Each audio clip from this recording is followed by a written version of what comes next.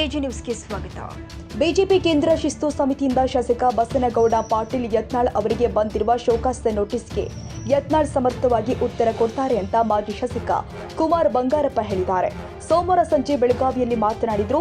ಯತ್ನಾಳ್ ಪ್ರಭಾವಿ ರಾಜಕಾರಣಿ. Show cause notice ಕೊಟ್ಟಿದ್ದು ವಕ್ಫ್ ಹೋರಾಟ ಮತ್ತು ಅಥವಾ ಬೇರೆ ಕಾರಣಕ್ಕೂ ಗೊತ್ತಿಲ್ಲ. ಆದರೆ ಯತ್ನಾಳ್ ಅವರು ಸಮರ್ಥವಾಗಿ ಅದಕ್ಕೆ ಉತ್ತರ ಕೊಡ್ತಾರೆ ಎಂದಿದ್ದಾರೆ.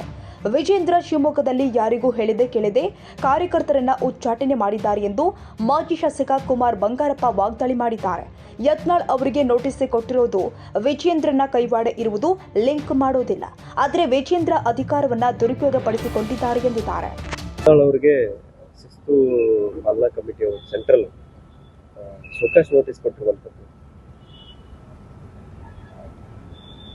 ಯತ್ನಾಳ್ ಜಿ ಅವರು ಈಸ್ ಕೇಪಬಲ್ ಆಫ್, ಅವರಿಗೆ ಶಕ್ತಿ ಇದೆ ಇದಕ್ಕೆ ಉತ್ತರ ಕೊಡ್ತಕ್ಕಂಥದ್ದಕ್ಕೆ. ಮತ್ತು ನೈಜವಾಗಿ ಯಾವ ಹೋರಾಟವನ್ನು ನಾವು ಮಾಡ್ತಾ ಇದ್ದೀವಿ, ವಕ್ಫ್ ಹೋರಾಟವನ್ನು, ಆ ವಿಚಾರವಾಗಿ ಕೇಳ್ತಾ ಇದ್ದಾರಾ ಅಥವಾ ಬೇರೆ ವಿಚಾರವಾಗಿ ಕೇಳ್ತಾ ಇದ್ದಾರೋ ನೋಟಿಸಲ್ಲಿ ನಮಗೆ ಗೊತ್ತಿಲ್ಲ.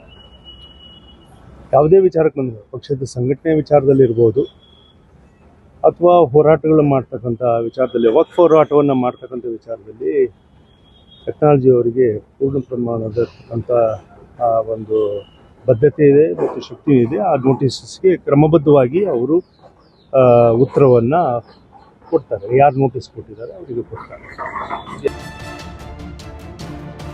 ಕನ್ನಡಿಗರ ಮೆಚ್ಚಿನ ನಿಮ್ಮ ಎಜೆ 24/7 ನ್ಯೂಸ್ ಕನ್ನಡ ವಾಹಿನಿ ಇದೀಗ ಟಿವಿಯಲ್ಲಿ ಲಭ್ಯ. ವೇಳೆ ನೋಟಿಸ್ ಕೊಟ್ಟಿದ್ರೆ ವಾಪಸ್ ತಗೋತೀವಿ. ಇವತ್ತು ವಕ್ಫ್ ಪ್ರಾಪರ್ಟಿ ಅಂತೇಳಿ ಬರ್ತದೆ ಅಂತ ಹೇಳಿದ್ರೆ ರೈತರು ಬೀದಿಗೆ ಬದಲು ಏನ್ ಮಾಡ್ಬೇಕಾಗತ್ತೆ? ಯಾರು ವೋಟ್ ಹಾಕಲಿಲ್ಲ ಅಂದ್ರೆ ಗ್ಯಾರಂಟಿನೆಲ್ಲ ಸ್ಟಾಪ್ ಮಾಡ್ಬಿಡ್ತೀವಿ.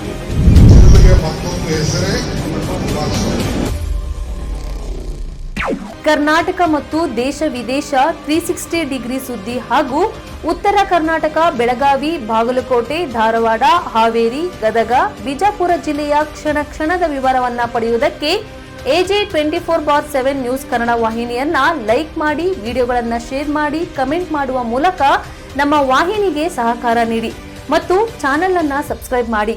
ಧನ್ಯವಾದಗಳು.